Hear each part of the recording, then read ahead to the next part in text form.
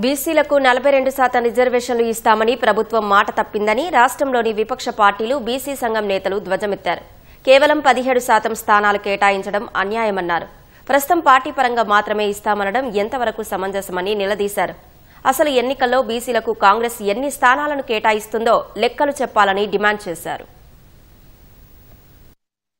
బీసీలకు 42% రిజర్వేషన్ కల్పిస్తామని చెప్పి గ్రామ పంచాయతీ ఎన్నికల్లో కేవలం 17% కేటాయించడం అన్యాయమని బీఆర్ఎస్ ఆగ్రహం వ్యక్తం చేసింది. మోసపూరిత హామీలతో అధికారంలోకి వచ్చిన కాంగ్రెస్ ప్రభుత్వం హామీల అమలును మరచిందని మాజీ మంత్రి తలసాని శ్రీనివాస్ యాదవ్ మండిపడ్డారు. ప్రభుత్వం జారీ చేసిన 46 జీవోపై ప్రభుత్వంలోని బీసీ ప్రజాప్రతినిధులు నోరు విప్పాలని మాజీ మంత్రి శ్రీనివాస్ గౌడ్ డిమాండ్ చేశారు.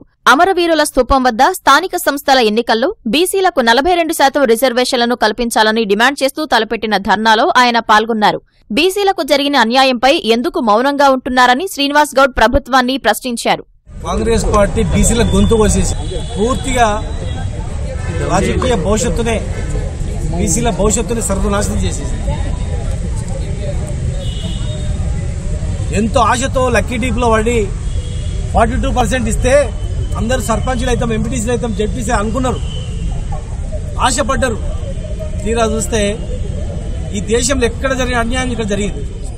42% రిజర్వేషన్ అంటూ కాంగ్రెస్ ప్రభుత్వం బీసీలను తీవ్రంగా మోసం చేసిందని నిజామాబాద్ ఎంపీ అరవింద్ అన్నారు. నిజామాబాద్ లో మాట్లాడిన ఆయన కాంగ్రెస్ ప్రభుత్వ వైఖరిపై నిప్పులు చెరిగారు. పిల్లగాళ్ళకి ఫీ రీఎంబర్స్మెంట్లు బీసీలకు ఇయ్యనోడు, చదువు చెప్పినోడు సర్పంచం చేస్తాడనే మొత్తం డ్రామా, పొలిటికల్ డ్రామా.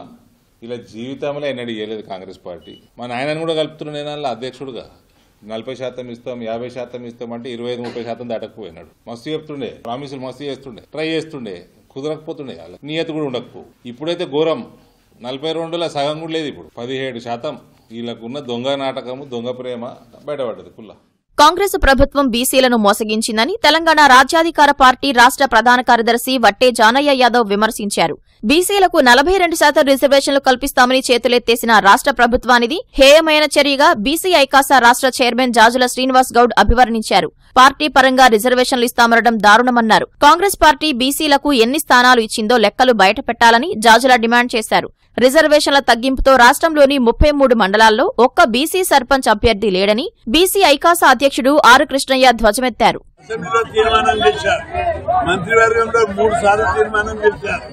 ఆర్డినెన్స్ తీశారు, జీవో తీశారు, అనేక రకాలుగా బీసీలకు కల్పించి ఆశలు కల్పించి ఒకటేసారి మొదలేమో 42%తో జీవో నెంబర్ 9 విడుదల చేశారు. 22కు తగ్గిస్తూ మళ్ళా 46 జీవో తెచ్చారు. చాలా జిల్లా 30 మండలాలను ఒక్కరికి కూడా బీసీలకు రాలేదు సర్పంచ్.